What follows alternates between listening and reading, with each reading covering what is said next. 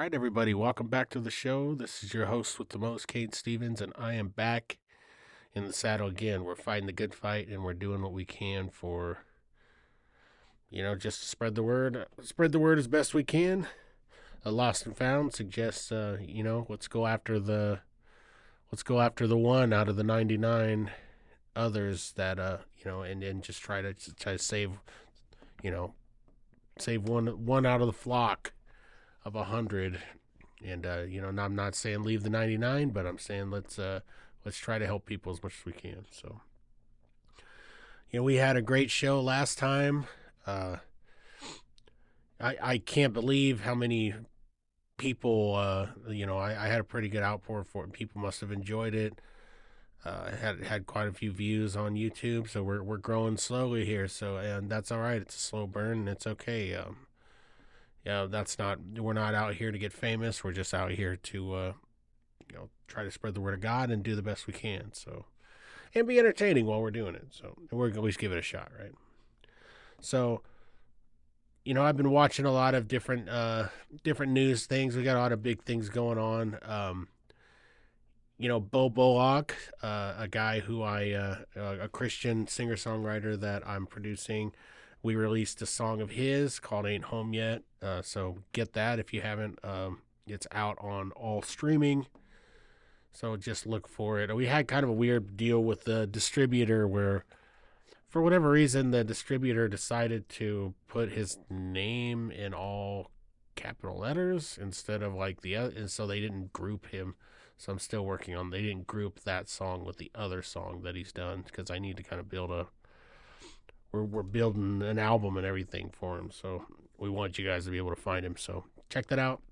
My song "Without You" is doing really well in the stream world.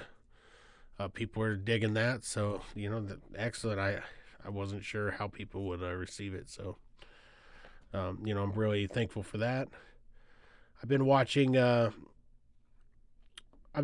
different things on this Asbury University revival that's going on, and so I wanted to do a Christian news on it. So let's hit them with a little bit of Christian news. All right, this one's actually out of FoxNews.com. Not saying that Fox News is more divine or anything than anyone else, but this is where I got the article. So there you go.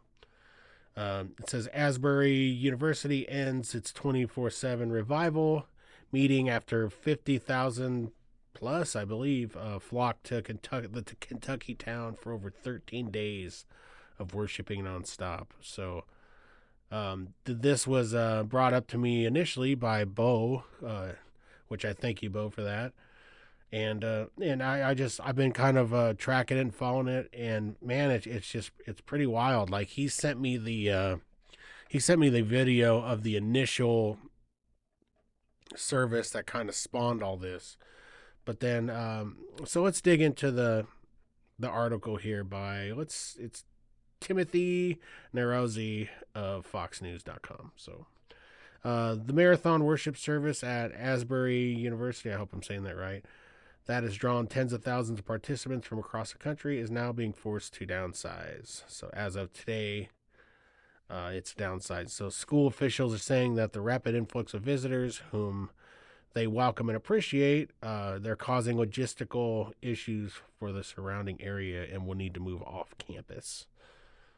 So there's that going on. All good things have to come to an end, and this was a really cool thing that came to an end. So, or is somewhat coming to an end, I guess. They said we had authorities that had to redirect traffic away from Wilmore. That's the town that they're in.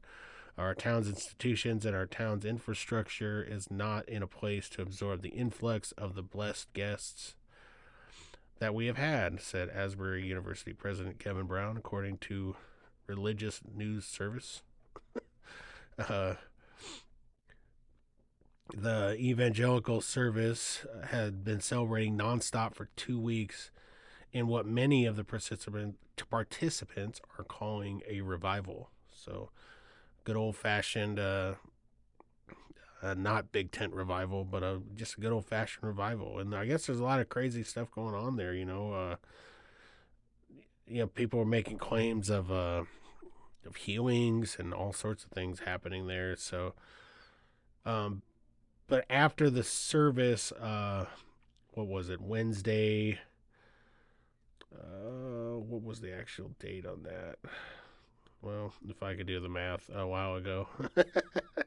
um, after the service concluded, people just stayed and they just kept worshiping, and it just kind of took off from there. And then, of course, in today's social media stricken world, it all went viral pretty quick. They The university designated that the concluding of the public worship service of the event in the Tuesday service would be moved off campus. So, this could continue, but just not on campus. So it says they'll continue streaming parts of the service that'll still be held for young adults in Hughes Auditorium through Thursday. So there you go. They're tremendously thankful for the men and women who have worked so hard and diligently to create space for the special move of God. Hosting such a significant moment does come with a cost, and the goodwill and humility of their community has been inspiring, said Brown. They just, honestly, they just can't. This small town just can't house that many people, I guess. So, it is, it is an amazing feat, and it looks to me like, as I was drumming through TikTok and all different social media outlets about it, is that it's starting to spark other revivals in other cities and other places where people are trying to do the same thing. I didn't read the details of some of this. I'm assuming people. It says nonstop, but of course, people have to rest at some point. So, where people, where people like bowing out for a moment, maybe taking a little siesta, and then heading on back. And I don't know, but it sounds pretty wild. Like 2 weeks of, basically 2 weeks of full on singing, dancing, all, church. And that's great. I can't think of a better Christian news to talk about than this. This is what we need, in this dark, dark world and all this war and everything we have going on, all the horrible news. We needed a win here, and this is all a big win. This is sparking people celebrating God and worshiping, and it's truly amazing. And hopefully more of this is to come. Maybe there is hope for this generation. It seems like a lot of young people out there, maybe they're looking for positive instead of getting lost in all this negative. So good for you. Good for the people of Wilmore, Kentucky, and Asbury University, and the congregation there that had this go on, and it just excellent work all around. I can't think of a better Christian news. So that kind of concludes Christian news for today. But if you haven't checked all that out, it's everywhere. So just get on social media, look it up. If you don't, it's Asbury, Asbury. I think I'm saying that correctly. Revival, and just fill your heart with all the love that they have, and listen to the songs they're doing and all the things, and just singing. It made me think of like Revelation, where where it talks about heaven, and the new heaven, and what it will be like. And me as a musician, I think to myself, like, how amazing would it be to just be like in God's ultimate choir, like a like a soprano or something in God's ultimate choir, and just singing and praising the Lord and having this majestic, beautiful music all the time. It would be so amazing. So I can only hope, right? So I guess we're all auditioning. We're all auditioning for God's God's band, and I played in all these census bands for years and stuff, and cover bands and all this, and I loved certain aspects of it, but I sit back and I think about how I'm kind of ashamed of it all, like the drinking, the just everything that was involved with it, like the not being with my family, trying to make money as a band, and it's almost nearly impossible, especially if you're the guy, who was I was the singer, I was the rhythm player, I was the booker, I was the everything. Like I just, I don't know any other way. I know I've never been one to just sit back and wait for everybody to do everything for me, so I and I would say this. I mean, to all my bandmates, it's not like, I mean, I never once took extra money from them. I always paid everybody evenly on what we were getting paid because they're even share. And so I hope that they respected that. That's a respectable way to be. But there was a lot of work that was involved. Owning and running the PA and doing all the logistics stuff, but booking, talking to bar owners, all that stuff. But I'm glad I'm out of that world. I really am. Um, kudos to all of you who are still in it. Weekend warriors and all that stuff. But it's just not for me. So, I'm hoping someday maybe I can be a weekend warrior at church. And if somebody wants to use me as a guitar player and as a singer, that would be great. So I'm hoping that will work out over time. So yep, that was a long-winded Christian news. Now I want to get into what I felt I wanted to talk about today. So I was reading through, I'm trying to read through the Bible. I'm pretty new. I'm a baby to a lot of this stuff. I have read some things in the past. I've read parts of the Bible. I've memorized for it, but I never really applied it to anything. And so now I'm really truly trying to live a godly lifestyle and do the best I can. But I mean, I'm just I'm a screw. I screw up. I screw up all the time, and it frustrates me. But I'm not perfect, and I know God will still love me for because God is love, God is light, and God will forgive me. I mean, that's the joy of it, is that I accept,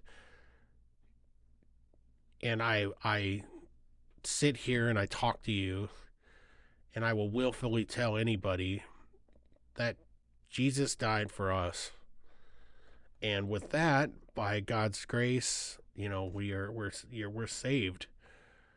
And so, if there's anybody out there who isn't saved that's listening, and maybe you're a doubter, or maybe you're an atheist or something, and let me tell you this, is that I'm telling you this from a doubter for years, and someone who didn't believe, thought it was a clever fairy tale and everything, that you can come out of this mindset and your life can be so much better. I mean, I guess if you're rich and loaded and you're just so fulfilled and happy and you're an atheist, I guess I don't know what to say to you. I mean, there's more to life than all that. But are you rich in the soul? That's the question, and you can't take it all with you when you die. So just think about that. But this episode, I wanted to talk about something that I've talked about in the past, but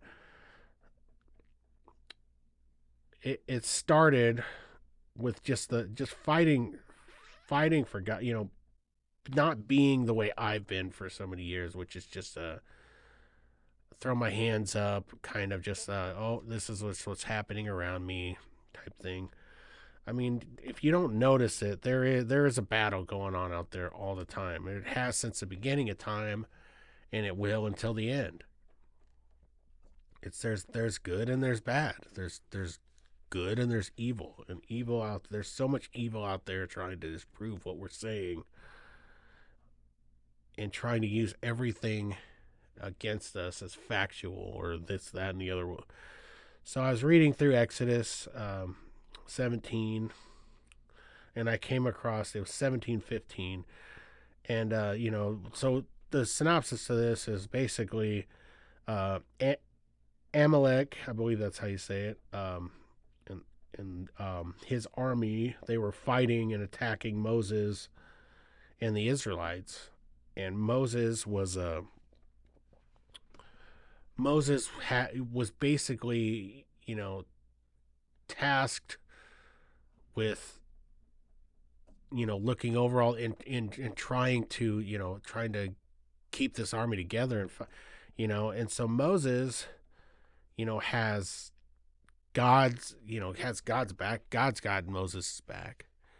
And so Moses is holding his arms up. And when he does, the Israelites are fighting back and they're winning the battle. And when they go down, Amalek's army is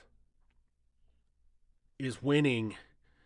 And, it gets to a point where Moses is holding his arms up, because he, to help. And the people around him are having to hold his arms up, hold him. I mean, with the strength of his arms are too heavy, and they're having to hold his arms up. And eventually, God ultimately helps Moses and the army to defeat them. But I just thought, this goes back to the topic of what I wanted to get to, which was masculinity and what's happening in our culture and in our world today. And it's like it's wrong to be masculine. It's wrong to be a man and and fight. And it's just like, what? Why is that a thing? Why are they attacking this? Why are they basically neutering us as a culture and making this and that a standard? I mean, like I'm going to tell you right now. You can say what you want. I'm not going to sit here and you know and tell you. I'm not going to be. I've talked about this before. I'm not going to sit here and tell you that all trans, all gay, all these people are terrible people. I mean, I may not understand it, and you may not understand it, but once again, let's treat these people with respect, and know that God created these people too. God created each and every one of our neighbors, so the people around us, and if God did that, then we need to treat these people with respect. But I just, for the life of me, I don't understand why they don't want us to be masculine anymore. They don't want us to be strong. I mean, here I am. I have heart failure, and I have a pacemaker, and I'm still trying my best to fight back. You know what I mean? Like fight back and try to be as strong as I can. Try to lose weight, try to do this, and because that's what we do. I mean, what are we teaching our sons? I mean, what if like football, for example? This is a great. Well, I would I wouldn't say it's a great analogy. I would say this is an analogy of some sort. But okay, football. I mean, football is a violent sport. Me as a kid, I played every violent sport you could think of. I loved it. I thrived on it. My brother and I, we were rough and tumble. We fought all the time. You know, but we had a deep down respect and love for each other. But with that and with the toughening of that, I mean, I was a tough kid. Like I don't know how. I mean, I was blessed with lots of strength and size and muscle and all of that, and God just helped me to gave me the talents in sports, and I thrived in that stuff, and I it was just a different time then. And it's like now, don't get me wrong, I don't want our kids fighting physically people for no, you know what I mean? Like when I was a kid, it was tough times. I mean, I grew up rough and tough. I fought a lot, you know, and I regret so badly, and I hurt people, and uh, you know, I wasn't necessarily a bully. I was just kind of like a little fat kid, you know, got picked on, but I was like a strong fat kid, you know. It's like just kind of like chubby, but with muscle, lots of muscle.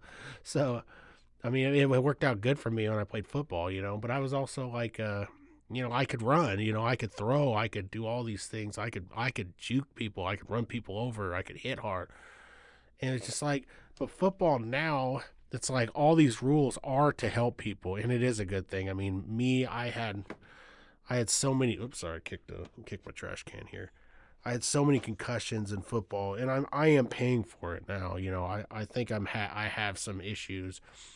I could even have I could even have some forms of CTE and stuff like that because I just it's not easy, and I don't want that for. I think the equipment should be, but some of the rules are like, I mean, well, like the Pro Bowl, for example. The Pro Bowl used to mean something at one point, you know, like in the NFL. And this year it was flag football. It was it's like, I mean, what have we become as a society? It's reflected in our movies, our you know, our music. It's reflected in everything. We're becoming uh, we're becoming a weak culture, and it's like, you know, I'm not trying to get all conspiracy theory, you know, but who are they, and why do they not want us to be masculine anymore? I mean, why do they want to take that away? Why do they want to take the power away of being that? And I'm not saying men need to be. I'm not saying men need to be awful to everybody and cruel beings, or you know, men need to be. I don't even know how to go about this. I guess all I'm saying is that men, yes, you need to step up and be. I mean, it's, to me, the problem with our society is a problem that's happened for a long time. It's the breakdown of beliefs, and it's the breakdown of the modern family as we know it. It's fathers not stepping up and fathering their kids, and it's fathers not being nurturing to their kids and showing our sons what it's like to be a man. And that to me is going to be the ultimate downfall of our society and our country. And we're in some pretty wild times right now. But I that's my personal theory. Is just step up. Let's take back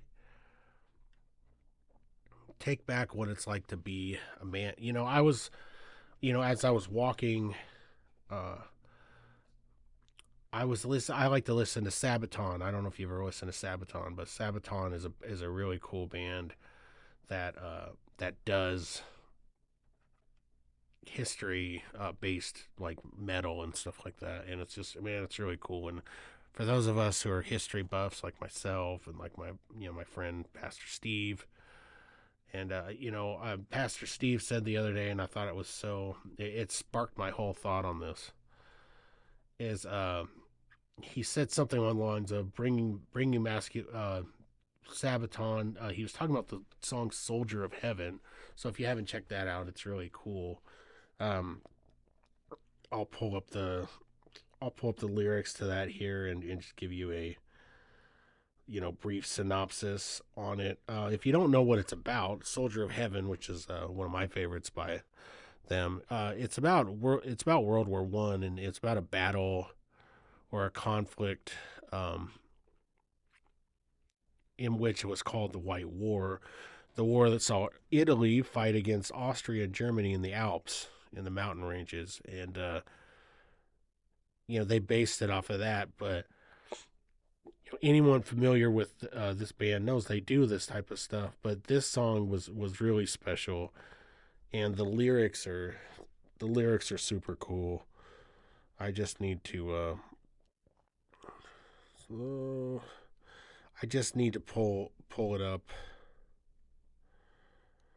So, all right, so the chorus here, it says White Friday, I'll take the stairway to heaven. I'm sky high when I die. I'll be immortal. Forever I never. I won't return to Blood Mountain. I am the soldier of heaven. I mean, that is such a cool chorus and a cool line, and it's just, man, if you get a chance, check it out. It's on everything that streams. I don't have any affiliation with this band. Cool if I did, right? But um, I'd love to talk to them, but I'm sure they're far too busy ripping it on stage and doing all these cool things. I've seen some of their performances on YouTube, and it's pretty cool, man. It's awesome. So, for you history buffs out there and people who like metal and all that, I mean, they got it all. So check that out. But so back to what I was saying was he was saying that this band bring masculinity back with tributes to the histories of our great warriors, and I just thought, man, that's such a it just sums it up perfectly for me. Like, let's fight. Let's fight. Let's fight some of this darkness. I mean, let's not sit back and accept. I'm not saying we need to, raise arms or anything. I'm saying let's do something about it. Let's teach our sons to be masculine again. Let's teach our sons to be strong and care about their bodies as a temple, and let's just get back to fighting the good fight for the Lord. So, that's kind of my take on all of this. Is I just think that it's super important for us to be doing all of this. I just there's got to be some reason why those that are in power and why our society is changing like this. I just can't put my finger on why, but I mean, I feel like they're trying to soften us up here. We don't need to be Pillsbury Doughboy anymore. We need to be rock solid, and we need to be strong, and we need to be ready to defend our our beliefs and our families. So, it's just something to think about. But in summary, I would just say that we don't need toxic masculinity. We need masculinity in general. We need men to step up, be dads, love your family, work hard, do the best you can. So, that's what I got. So, what, once again, I'm gonna drop you with that verse because I felt like it was perfect for this particular scenario here, in which was coming out of Exodus here. So let's go ahead and drop the verse for you. Drop it like it's hot. All right, so this one's out of the Holy Bible, of course, book you've probably heard of, right? If you haven't, you've definitely been living under a few billion rocks, right? This one's an NASB. I like that one. So once again, you KJVers, let's not go to battle over that. So uh, the verse in question here is from chapter 17 of Exodus. It's verse 15, and so basically the preemptive strike on this is, like I was saying before, is they were in the midst of battling Amalek and his armies. So um, this was Moses. After that, um, and it says, and Moses built an altar and named it, "The Lord is my banner." And I just thought, that alone, I know it's so short, but it's so sweet, and it makes such. Just remember when you're battling and you're fighting the good fight, and you're trying to help people. Just remember the Lord is your banner, and the Lord is behind you. So keep doing what you don't give up, and just keep trying, and God will continue to have your back no matter what. So that's the verse for this episode. In closing, I want to do do a little bit of what I'm thankful for. So I'm thankful for so many things, but well, let's just get into it here. What I'm thankful for. All right, so to go along with the theme of masculinity and just men being men, I think that this what I'm thankful for is it pretty much says it all. So, Lord, I just want to thank you for so many things in my life, and especially I want to thank you for professional wrestling, Lord. And this is the reason everybody. It's just I've been obsessed with wrestling since I was a kid. Yeah, I loved the Macho Man, Ric Flair, Hulk Hogan, all these guys. I know that it's not real, but I'll be darned if I don't love it anyway. And it just even now at almost 41, I'm still obsessed with it, still love it. So to me, the growing up, the epitome of what a man should be like was, well, first and foremost, my dad, my true hero, who, worked hard his whole life and, was a good family man, loved everybody. But then after that, it was, of course, you guessed it, the Macho Man, Hulk Hogan, all those, the WWF when we were kids, and then WCW as it grew, the NWO, man, I was just, I can't tell you, I can't tell you how much joy I get out of watching wrestling and getting on Peacock and watching old wrestling. It's just, I don't know, it just takes me back to so many times. So, we can be thankful for all sorts of things in our lives, but I just want to thank the Lord for professional wrestling. So, there you go. That's today's what I'm thankful for. I hope you guys enjoyed the show. We're going to close out here and say our goodbyes. I do want you guys to continue to help us grow. We need people. We need viewers. We need listeners. We got to keep the party train rolling all night long, and keep this show going strong. So feel free to message me on all the social medias. I'm on all of them except for Twitter, which I deem stupid. Or on most of them anyway. You can find this show on whatever you're listening to now, and other platforms where there's podcasts. So check that out. So thank you guys so much for listening to Lost and Found, and we will catch you on the other side. See ya.